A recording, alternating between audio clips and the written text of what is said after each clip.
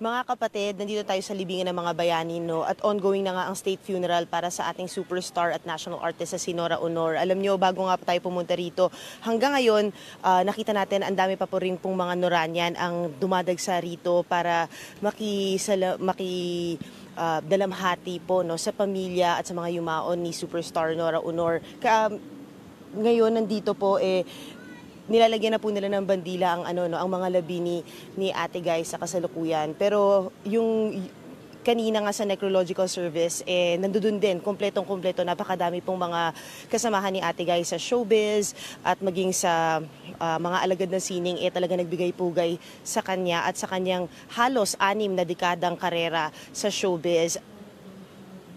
Sentro na lang yung split screen. Sentro na lang.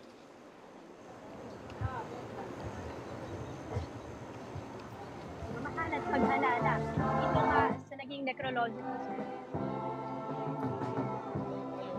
Wala pa yun po, Lila.